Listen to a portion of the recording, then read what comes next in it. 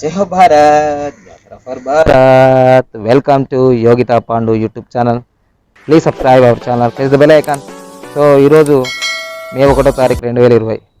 So ఇంత ఎండల్లో దాదాపుగా మానవునికి 24 గంటలకి గంటకు ఒకసారి, హాఫ్ అన్ అవర్కి ఒకసారి ఏదో వాటరు, కూల్ డ్రింక్స్ ఏదో మనం ఈ సమ్మర్లో ఏం చేస్తుంటామనంటే ఈ వేడిని తగ్గించుకోవడానికి ఎప్పుడు ఏదో ఒకటి డ్రింకింగ్స్ తీసుకుంటూనే ఉంటాం కదా.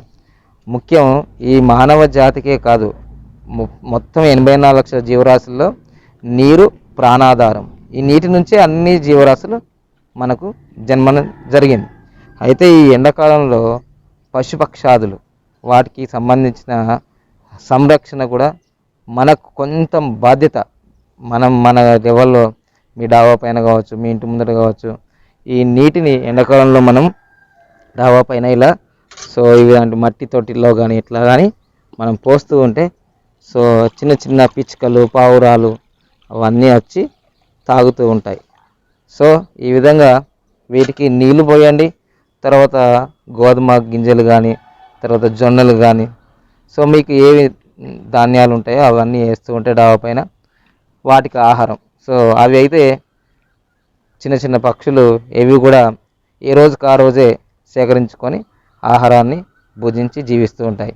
మనలాగా రిజర్వ్ చేసుకొని బ్యాంకులలో డబ్బుని డిపాజిట్ చేసుకొని ఇళ్ళల్లో సంవత్సరాల తరబడి ఉండే విధంగా నిధుల్ని మనం సేకరించుకొని పెట్టుకోవాలి. మనం పెట్టుకుంటాం కదా. సో ఈ విధంగా జంతువులని, పక్షులని మరియు ప్రకృతిని ప్రేమిస్తూ ఉండండి. సో నీళ్లు పోస్తూ ఉండండి. ఓకేనా?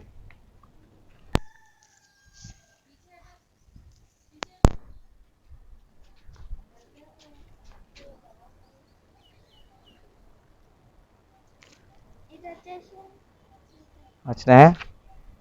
సో జొన్నలు వేసాము. సో అవి వచ్చి తీసుకుంటున్నాయి. ఓకేనా? రైటా? సో తప్పనిసరిగా మీ డాబా పైన ఇలాంటివి పెట్టుకొని సో పశుపక్షాదులకు కూడా మీరు ఈ యొక్క వాటర్ని, అంటే దాదాపుగా సమ్మర్లో ఇక్కడ చూసినా నీళ్ళు దొరకవు కాబట్టి ఈ విధంగా మీ డాబా పైన ఈ విధంగా పెట్టి నీళ్లు పోస్తూ ఉండండి. పశుపక్షాదులని, ప్రకృతిని కాపాడుతూ ఉండండి. Thank you.